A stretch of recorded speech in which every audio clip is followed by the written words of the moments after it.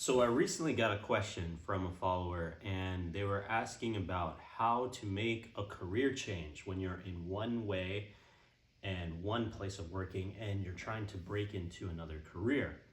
Now, I've done this countless number of times in my own career. Now, I'm going to try and save you the story and just drill down the principles. So when I first was in college, I thought I wanted to be pre-med and I wanted to go into medicine.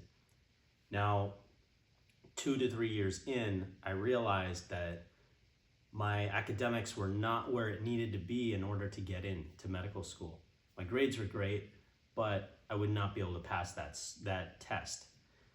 That was due to test-taking anxiety, performance anxiety. That's a whole separate topic which I have overcome and I've helped people overcome. If you want to know more about that, like, comment, subscribe, let me know, and I'll make a video about that. Now, once I realized I had test-taking anxiety and I wasn't going to pass their entrance exams, it was called the MCATs, I realized that I needed to pivot. So one of the major resources that people don't consider is time. Your time is finite. Most people think wasting time is not a big deal. But if you ask anyone who is wealthy, and I'm not talking about, they're a thousandaire or maybe a low millionaire. I'm talking about multi-millionaire, maybe even billionaire. Ask somebody who's extremely wealthy what they do with their time. Ask them about wasting time. They'll set you straight very quick. Your time is a limited resource. Ask anybody who's wealthy and elderly, they wish they had more time, right? It doesn't matter about the money, it's the time. Your time is your finite resource. You don't get it back. So be very meticulous, disciplined with your time. So I realized that the time I had spent in going the pre-med route is not going to help me get a job. And my goal was not to just get a degree. My goal was not to just, graduate and have nothing to show for it. My goal was to get a job. So I started to train myself, teach myself HTML, CSS. This is the principles of website development, website design, front-end design. I was learning content management systems, Joomla, Drupal, WordPress. Maybe none of these words mean anything to you, but they're common in front-end website development for tech. So I started teaching myself how to do this. I was watching a bunch of tutorial videos, I was reading, I was studying, I was practicing, and eventually I graduated with my degree in biology, and I knew that that degree is not going to help me do anything related to tech, and tech was where I was trying to go. So I could focus on the past and be like, why did I study this? Why did I waste my time? Why? And I made a video about this on why versus how. Why will always make you look to the past if you're facing a challenge. Meanwhile, how questions focus your mind on the future. And you want to be focused on where you're going, not the past. Don't focus on the challenges, the upsets, the betrayals. Don't focus on the things that screwed up. Focus on where you're going, right? So focus on the how questions. So I kept focusing myself on how. How can I learn this? How can I get there? How can I do this, right? Now, whenever you're breaking into a new field, you're gonna be focused on two things. There's two ways of going about it. Number one is what you know. Number two is who you know. So for me, at the time, I was a big believer in it's what you know that gets you in the door. It's what you know that gets you in the door, because that was the way I was trained. I was thinking, in biology and pre-med, it's what you know. I just need to ace this exam and what I know will get me into the door. But when you're changing career paths, you'll quickly realize it's not just what you know, but more importantly, it's who you know. So I started with the what I know. I was learning front-end web development. I was learning all of these things on my own. But that in and of itself is not going to get me there, because when I try to apply for a job, they're going to wonder, why is your degree not computer science? It's actually that. I don't understand. Like, what's the mismatch? Why are we hiring you for a tech related role if this is not your field? So it's also who you know. So who you know is very important. So I didn't know anybody. So how do you get to know people when you don't know anybody? You have to force yourself in those environments where you get to know people. Now, some of you may be watching this video and some of you may be saying, well, I got social anxiety. I don't really understand how to talk to people. I get nervous around meeting new people.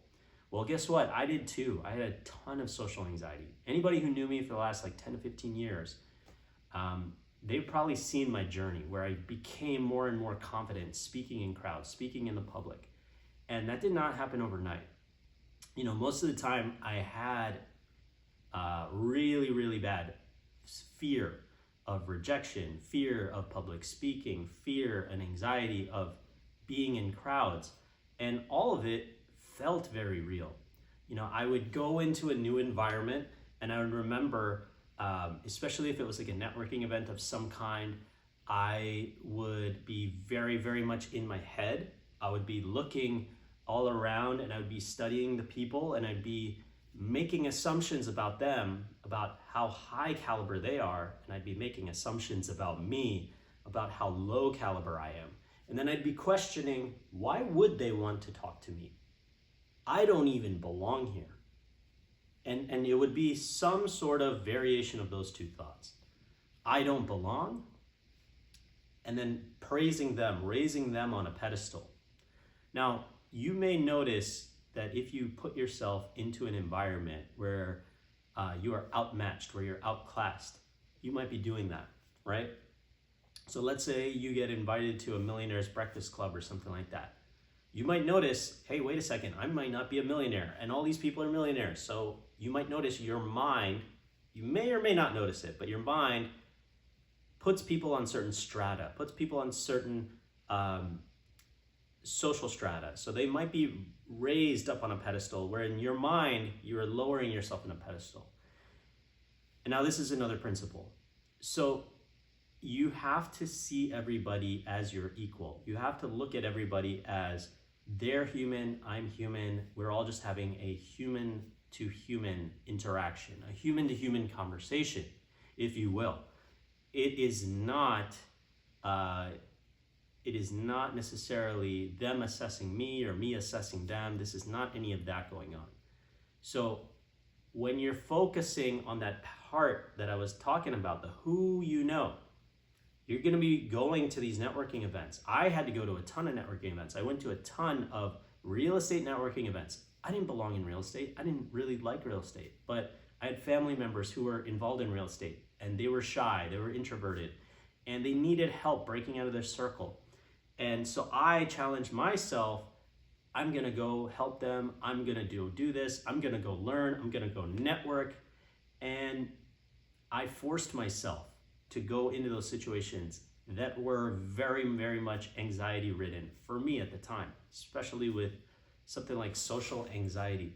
So I forced myself, right? I had a mentor, a coach, this was many, many years ago. One of my coaches that trained me, he would always challenge me, if there's something you can't do, then you must do it.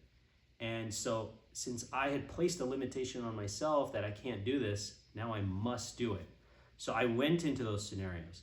And part of social dynamics is really just being open, the willingness to hold space for people, right?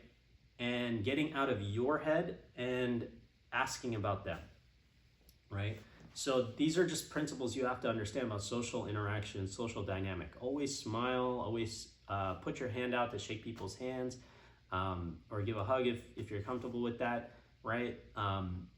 And just always be asking them questions that help them talk about themselves, right? Inherently, people are self-centered. This is just a reality. So when you talk about yourself, nobody really cares, right?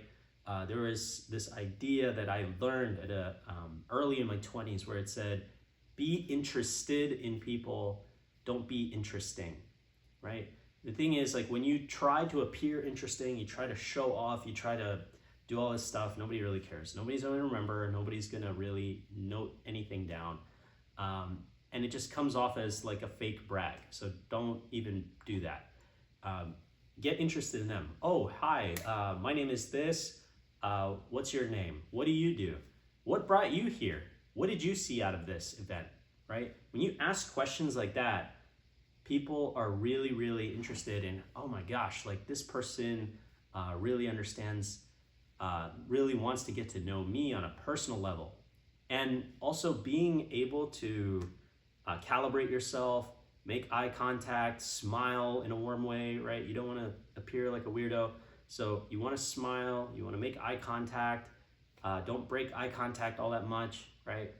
And ask them questions about themselves. And always remember, if you feel like you don't belong, you are subconsciously putting somebody on a pedestal, right? You're subconsciously making a separation between them and you. You are creating an outlier group and an inlier group, and you are now suddenly separated from the group or the collective. So you want to keep everybody as peers. You want to keep everybody as equals, right? Don't see them as greater than, less than, or anything else. They are equal.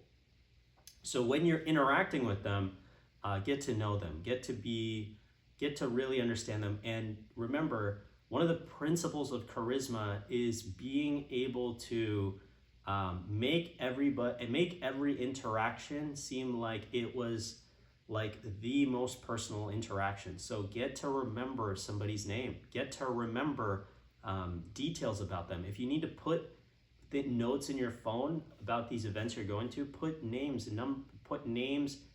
important notes in your phone, in your contacts.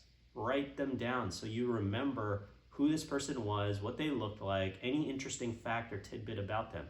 You know, that was one of the things that when I read through the autobiography of Bill Clinton, that was one of the things that most people said about him when they would talk about him, is that he had a way of making everybody feel like they were extremely unique and important.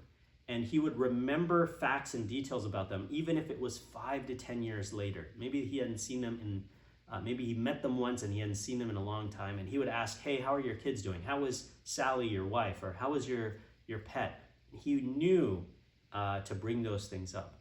And see, those are little principles that natural, charismatic people do that most people don't. Right? So if you're at like a restaurant, you want to get to know the waiter's name, the waitress's name. You want to get to know each of the people. Make everyone your peer. Nobody is beneath you. Nobody is above you. Everybody is your peer. Treat them as such. Doesn't matter if you're a multimillionaire. Doesn't matter if you're a billionaire. Treat everyone like they're your peer. So the who you know is very important, and I just broke down some ideas for you in terms of networking. Go out and meet anyone and everyone, right? That book, Give and Take, that I talked about in the other video, that really, really helped me to get out of the mindset of I need to perform in order for this person to like me. I need to be able to be at this caliber of what I know for this person to like me. It helped me get out of that mindset. And it helped shift me into focusing on the giving mindset. When you give value, people will welcome you. So for some events, I had to volunteer at some of these events so that I could ascend, so that I could get to know everybody, so that I could network with people at a high level. When you ask to volunteer at these events, people are always super excited that you're willing to volunteer, because they need help at setting up these events. They need help tables, they need help with chairs, they need help with logos, advertisements, inviting the right people.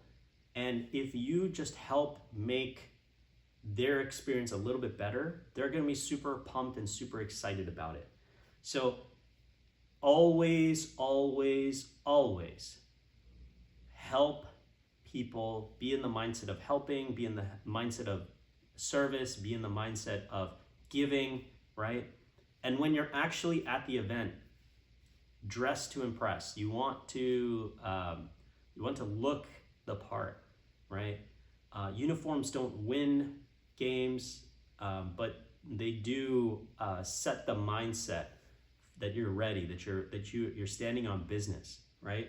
So you want to go to these networking events like you're there with an intention. Set your intention ahead of time. Am I here to network with all the top people in my hometown, in my area?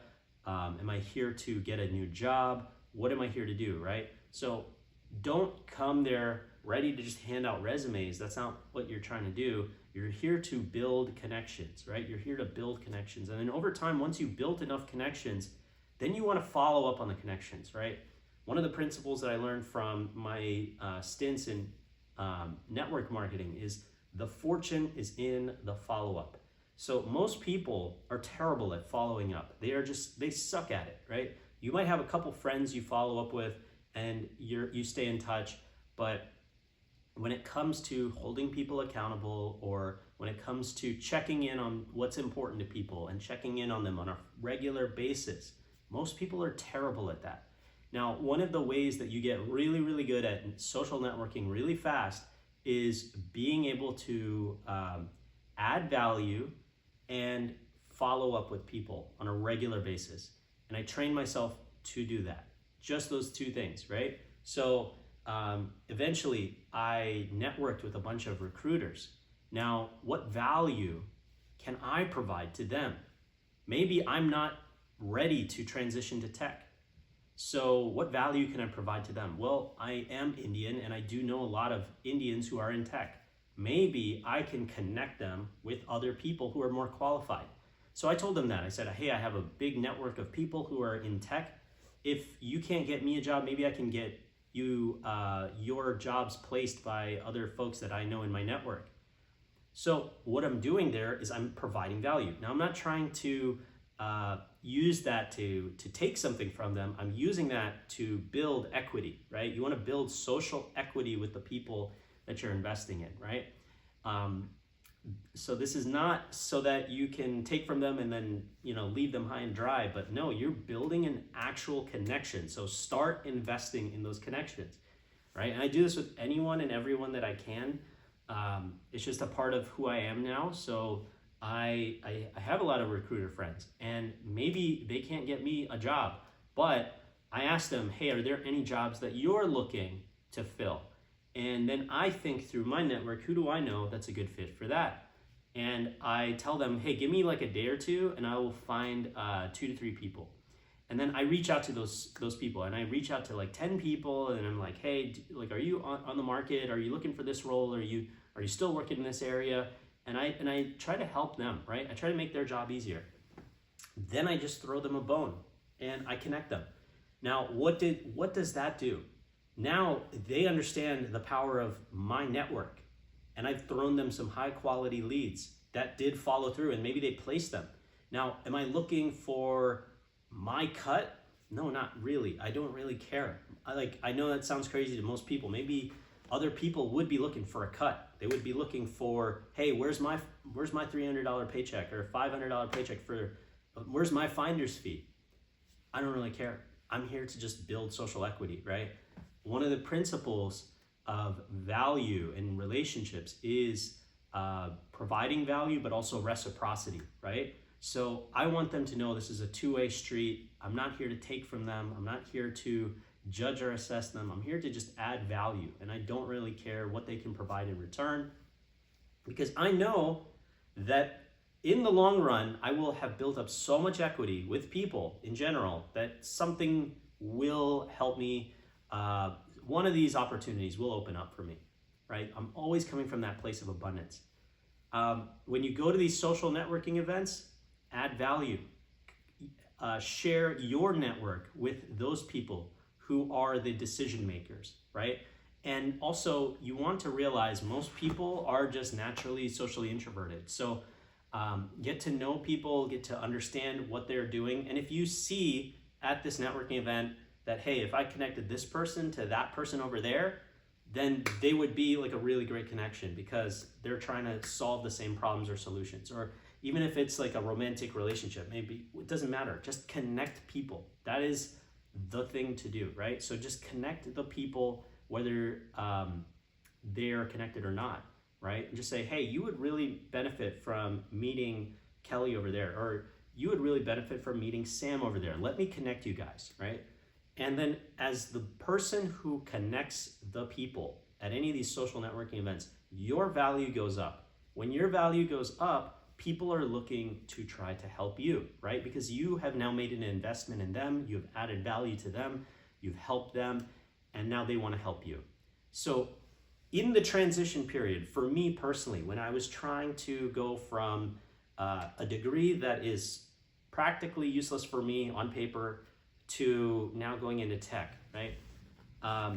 These are some of the principles that I had to learn, right? It's not what you know, but it's who you know. And it's a combination of the two, right? So I had to train myself, I had to get better at who I knew, right? I had to get really good with social dynamics, interactions, being confident. I had to put myself out there a lot of times, engage in public speaking events, engage in training events. If I kept going with that mindset, if I can't, I must. So I forced myself to go into those situations. Next, one of the things you have to understand is eventually there will be opportunities out there, and you may get opportunities for anything, right? Now the thing is not to be picky and choosy, right? Beggars cannot be choosers, right? When you are first going into a new field, you may have to start at the bottom of the barrel, the very, very bottom. So in tech, for me, that was the help desk. And for a lot of people, it's the help desk. Now the thing is to understand a little bit of grace and humility, right? So if you get an opportunity and maybe it doesn't pay the same as the opportunities that are all the way up here, you have to treat it with some grace and humility. You can't just say things like, this is beneath me, or this is gonna hurt me, or this is gonna do this. No, can't do that. And yes, it may hurt your self-esteem, it may hurt your self-confidence initially, doesn't matter. You have to keep the vision of where you're going always in mind. So yes, I might be starting at this help desk, but my goal is not to be in the help desk in 5 years. My goal is to be in management in the next 5 to 10 years, right?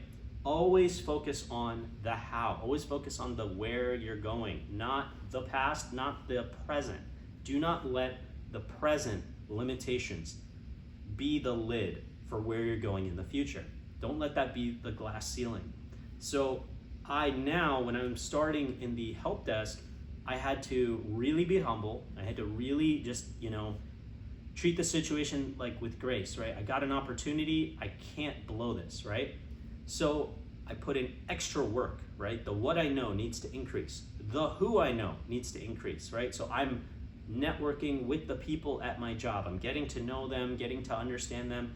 What are the things that they like? What are the things that they dislike? What's their working style? Are they more introverted? Are they more extroverted? What do they like to talk about off of work? How do they work in general? Are they team players? Or are they more siloed and introverted? What are they like, right? Then, to take it one step further, this is like a principle from a very, very Machiavellian type book, but it was called The 48 Laws of Power. And one of the first principles that Robert Greene talks about in that book is never, never, never outshine the master. Never outshine the master. So whenever you are introduced to a group, you might have all the skills, you might have all the gifts, the abilities, you might have the ability to public speak. Does not matter what skills you have, does not matter what you know. You never outshine the master, right? You never outshine the master. So whenever you're in a new setting, you're in a new group, you do not want to outshine the people on the team. You always want to raise them up. You always want to make them look good. And if there's any praise or adulation your way, do not be swayed by it. You want to always give credit, right? Always be extra humble. Well, I just had thank you for saying all those wonderful compliments about how I'm performing, but I just wanted to say and reiterate, I had wonderful trainers. I had wonderful people coaching me, my manager over here, my supervisor over here. You always want to give credit where credit is due. Do not take it in personally. Do not let it get to your head, right? You have a vision of where you're going. So never outshine the master when you first start those new jobs, right? And you always want to focus on giving value. So if there's something that you can help with, if there's something that your gifts would be of benefit to, you always want to find out how you can help those people. And you want to add value, but don't do it in public where everybody can see and hey, this person might be a threat. No, you want to take the person aside privately and give value there. And you don't even want credit for it. You'll say like, hey, maybe I know how to do this. It's no big deal. I do know how to do stuff like this, but I do want to help you. So have you guys thought about this? And don't make it like assertions like, hey, you need to do this, you need to do that. Make it like, hey, have you guys considered trying this? Have you considered using AI in this perspective? Have you considered using ChatGPT in this perspective, right? You want to always make suggestions and with the form of a question. So the person is free to choose whether they want to or not, right? And you don't want to take any credit for it. Just share like, hey, you know what? I'm giving you this. This is yours to use, right? Never outshine the master. Always give value to the leaders. And they will see that you are willing to fall in line. They will see you as a humble person. And they will want to raise up with you because you help them raise value in the sight of their leadership. So these are some of the principles that I took away. Don't engage in politics. Don't engage in the back and forth that happens where the teams separate or they don't like each other. Maybe certain people don't like each other. It doesn't matter. Don't play into politics. Don't feed into that stuff. But always try to help elevate the team, be cohesive.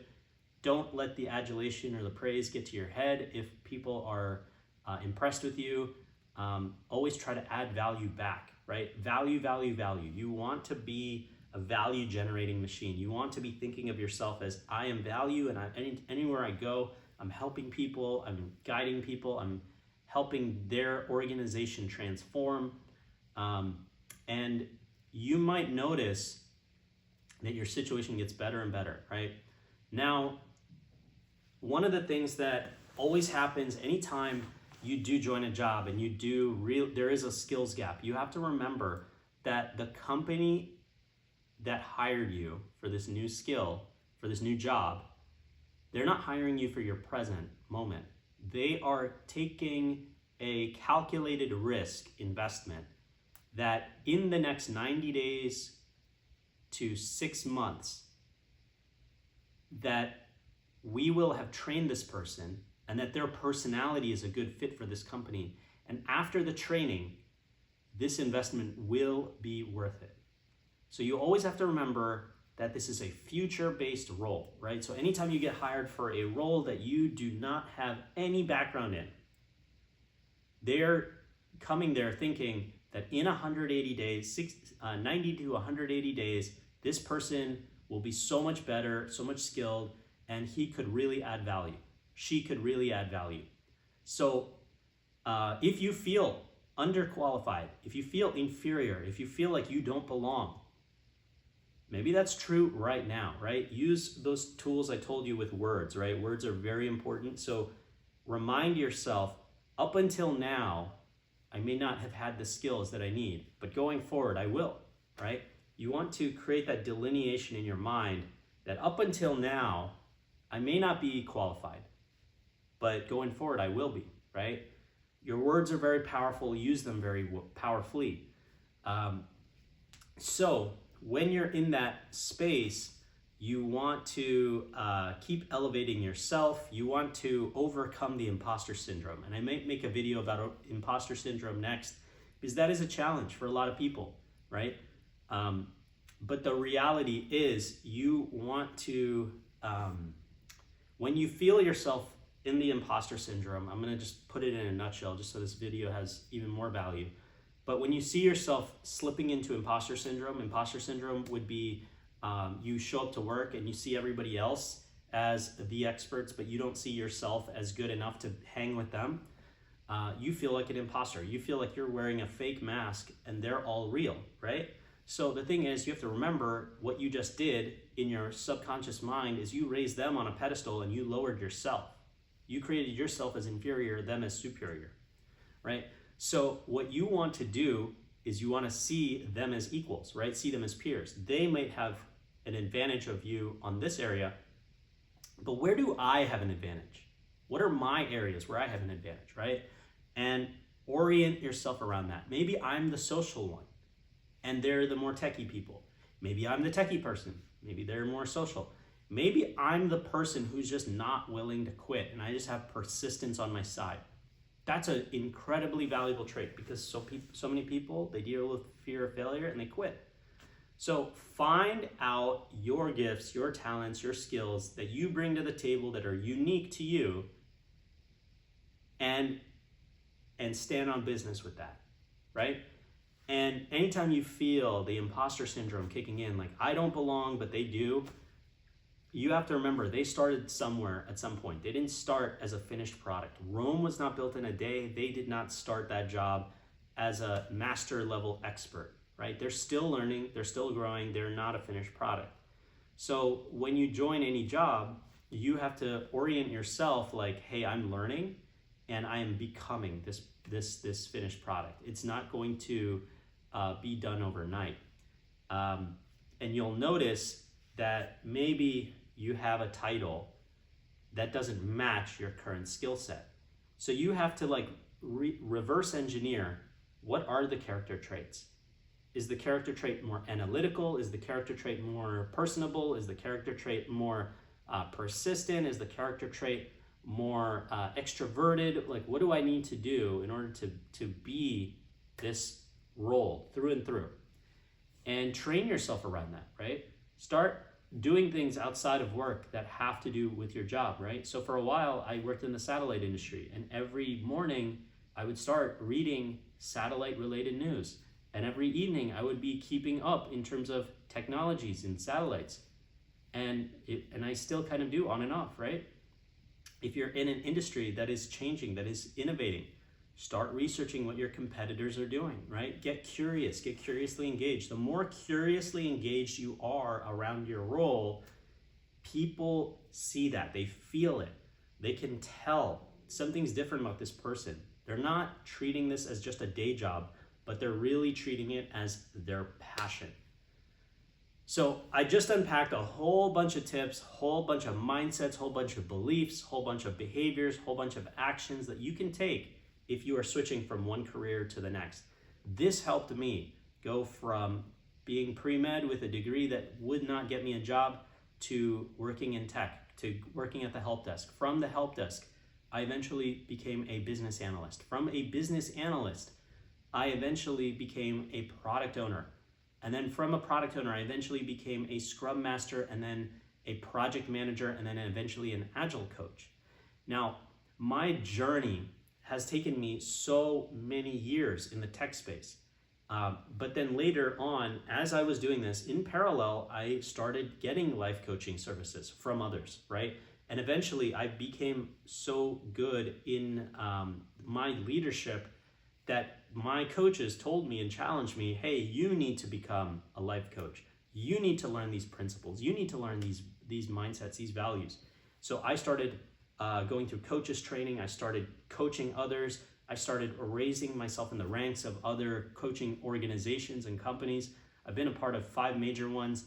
And in the process of that, they also told me like, hey, there's another level for you. You need to get certified in all of these frameworks, in these different modalities, because this is going to be your base. You might naturally be good at coaching, but you need to have all the mindset, the principles, the skills to show for it. So I started learning a whole bunch of frameworks, modalities, psychologies, right, therapies. And all of this really, really helps solidify who you are, right? The who you are, the what you know, they do need to merge and combine at some point. So see your new role as a stepping stone to where you want to go, And along the way, there will be little stepping stones that you need to take advantage of to get there. I hope this video has helped, and if it has, let me know. Like, comment, subscribe, share, and I'll see you in the next one.